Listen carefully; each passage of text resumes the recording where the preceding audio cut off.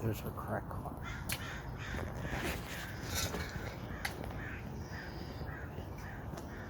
That's her car. Crackhead.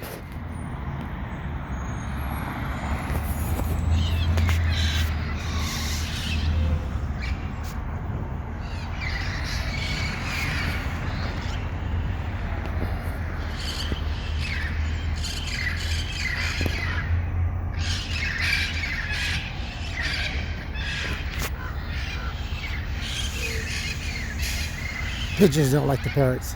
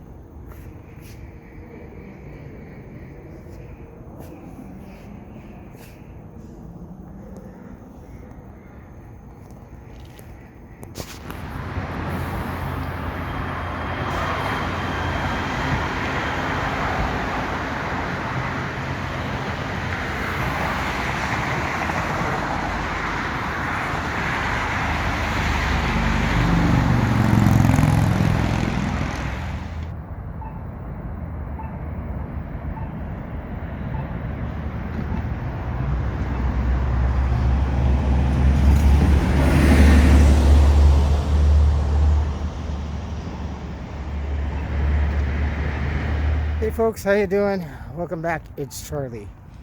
It is Sunday morning, September 5th, 2021. It's about 8:22 in the morning. Oh, excuse me. Let me see if this is done. I was in such a hurry to get out of the house this morning.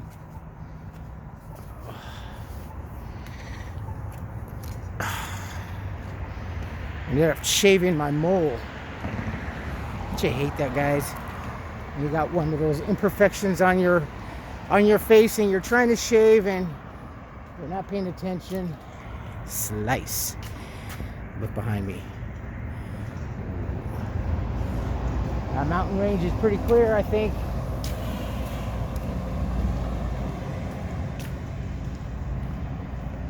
This is Green Dot. Pasadena-based company, among other companies. Tetra Tech and Bolton. Those are big companies here too. And there was another company that I think I saw. There was another Pasadena startup. I'm not sure if it was another car or tech related. I am here in East Pasadena, better known as Hastings Ranch. I have an appointment this morning at 9 o'clock, so I am trying to hurry myself. I almost forgot this morning. I'm so tired. Ironically enough, within 40 minutes after uploading that other video where everything is calm for now, I should have known. Should have known. Murphy's Law is always waiting with his hands behind his back and just waiting to knock. The original Panda Inn started Panda Express here in Pasadena. Oh man. So after that, within about 30 minutes, 40 minutes or so, she ended up waking up, and it was... So now I had suspected that maybe someone was in the utility closet in the hallway, and that... Whew. Wow. Hold on. I've sliced off more than an entire village. She ended up getting up and was just, I don't know who she was yelling or barking at. So, and she's talking about her grandchildren. Now, I only knew of the one grandchild, the young daughter that turned 18 last year. So I think, I don't know if she's here, if or at all, or other grandchildren. I don't know how many people are in the house. I mean, there was roughly 5 or so yesterday. So she said plural, not singular. So I'm thinking too, either the 18-year-old and another one. And I heard a young child's voice. I couldn't tell if it was female or male. But yeah, so someone is sleeping in the utility room in the hallway. And in there it smells very much, like I said, like mystery oil, like propane, or no, more like just gear oil. Maybe WD-40, but it's got an acetone smell to it. I mean, it just smells volatile, you know what I mean? The fumes are volatile. I wonder if I should put it there. I think I can try to remember how this street is cut. So, yeah, I don't know. And it's her house. It's my house. I'll run this bitch up in here. You know, you never really used to have too much of a problem with profanity. Though after my kids were born, I did curtail quite a bit. And I use it quite a bit, extensively. And even more so when I'm angry. I can let out a whole train of just unpleasant words. But this person, using that term loosely, it's, and the use of the N-word too is just,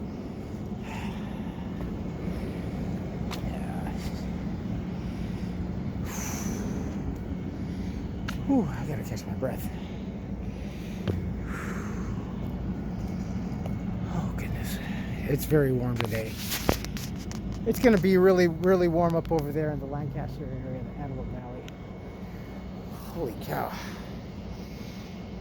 I think after today, the temperature starts to go down a little bit. Bolero, that used to be one of the old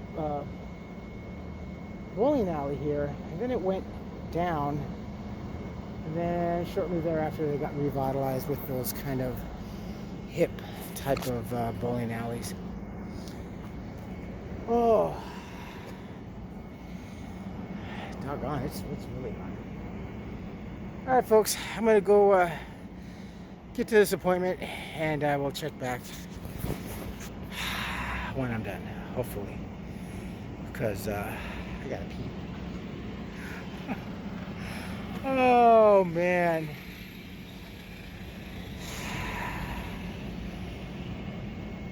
And this being an extra long weekend, yeah, I think it's really going to ramp up either today or tomorrow, so. Yikes. Hey, folks.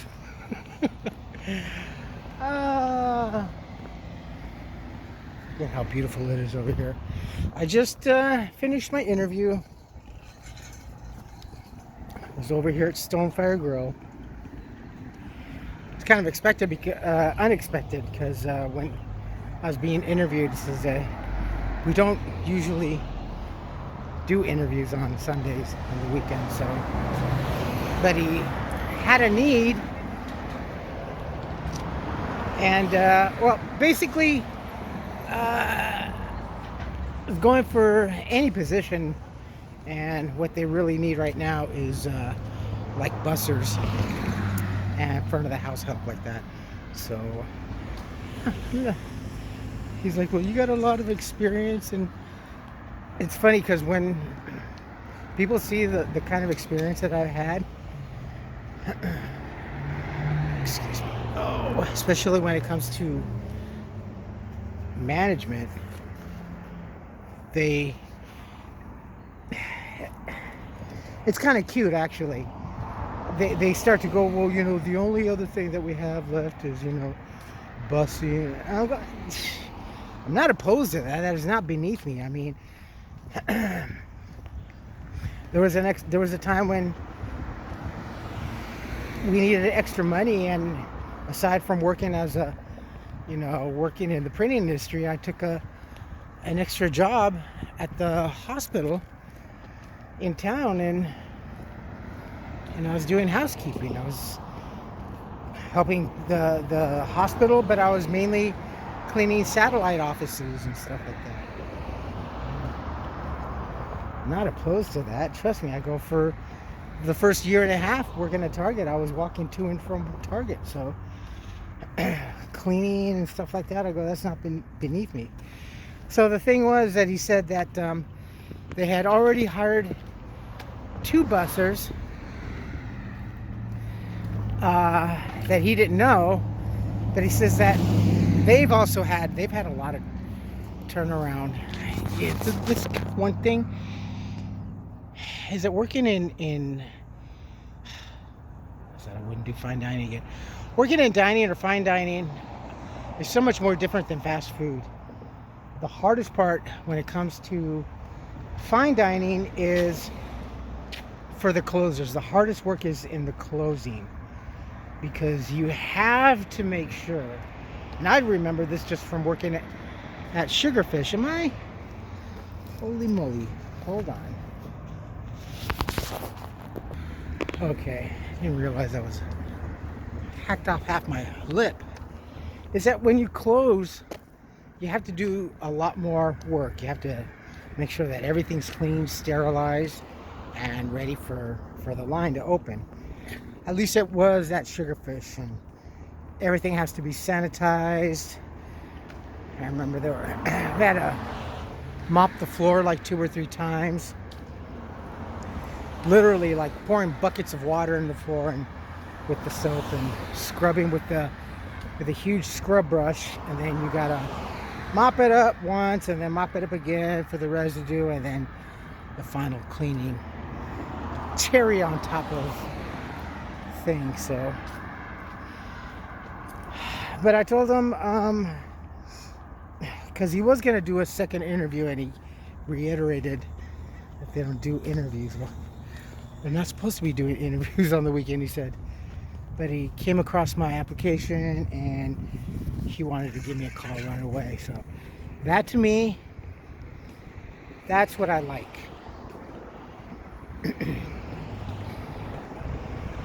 I used to not really like the fact that I had so many places that I worked when I was younger. I thought that was kind of like a mar on one's employment history.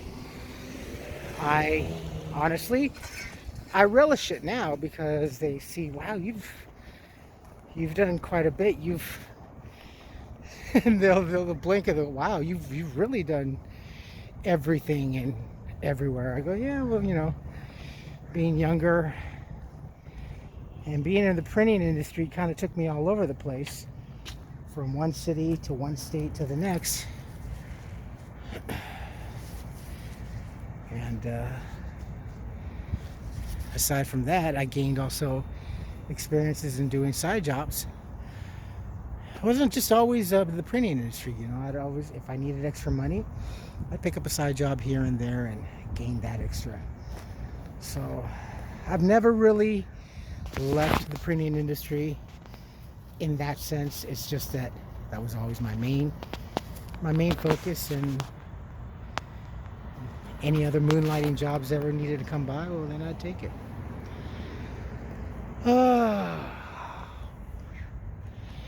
But he was kind of trying to segue to, I have a couple more interviews this week. I go, why don't you wait to see if these 2 people, whether they do or do not work out, then give me a call. And he actually said the same thing. Yeah, I'll give you a call, and maybe if you found, hopefully, if you with the other two interviews, or you can find something that's more, because this job, it's around 25 to 30 hours a week maximum.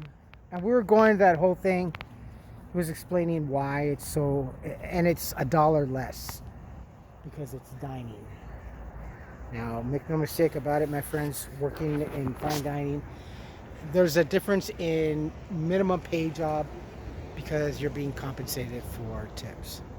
It sucks. It sucks. That's the way it was in Vegas. To my surprise and my demise, when I realized how much I was going to be making an hour. $7.50 an hour I was making in Vegas, working for Baker Brothers. And that was lead cook. That was in 2005, 2006. And that was considered minimum job. And the joke was that we didn't really get tipped very well at that store. So, but anyway, they'll call and just to check and see, do a follow up, whether yay or nay. I mean, I like it. It's very close. It's right here, but the hours aren't there, and the pay is $1 less. And I could probably, and they don't really do too much on overtime, so I know that I could probably go. So, but still, again, Monday tomorrow, and I have a couple of more appointments, and we'll see what happens there. So I'm not holding out for money. I'm just looking for the better perspective, especially for my life, folks. And might need to have a transfusion here. Boy, I chopped the heck out of that thing. So that's about it. Bolero.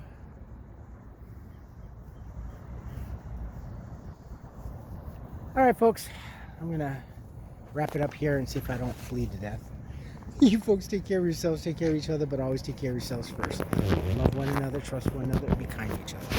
Help one another. Don't take today for granted or any other day thereafter. Live for the moment, pull down your pants and slide on that ice. And stop bleeding. If you like this video, hit the thumbs up. If you like what I'm doing, we're doing, hit the subscribe button, hit the bell notification button. Tell your friends and family about me, about us, and I'm bleeding on camera. Oh, crap. I'm all happy and cheery now. Why not? Keep busy. I like walking away with the sensation of being needed and being in demand. That's what I get from all the experience that I have put in my work life. So, alright, folks, comments good or bad, please post. And I'm gonna go back to the hellhole. I love you all. Have a great Sunday, and I will talk to you soon. I love you. Bye-bye.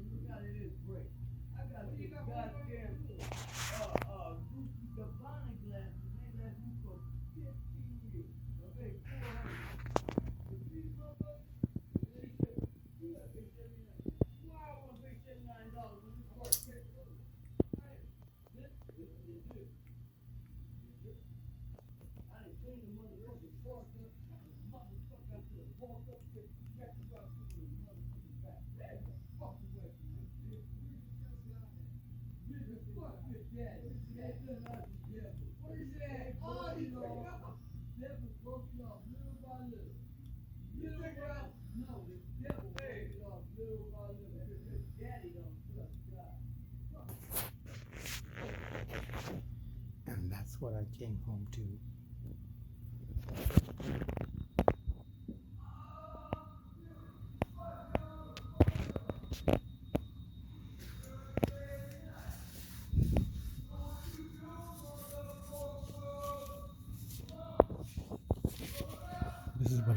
home to.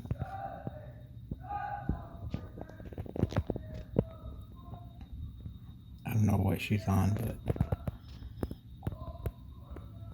I don't even know why she's so mad. She's yelling, "There's no black people that work in Pasadena."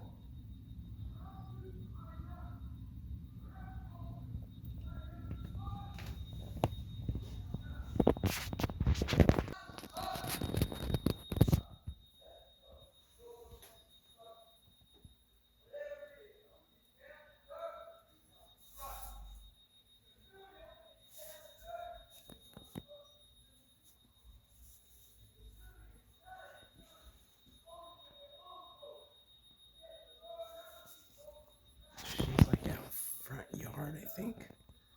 Yeah, I think she's in the front yard yelling.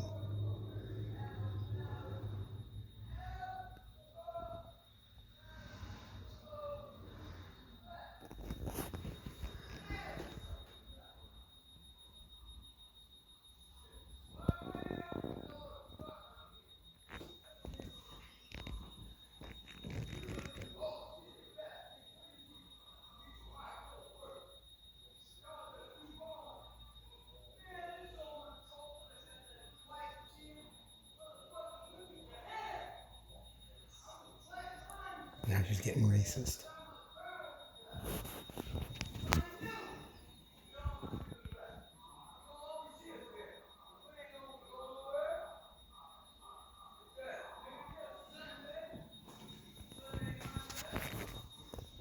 Wow, she's really messed up.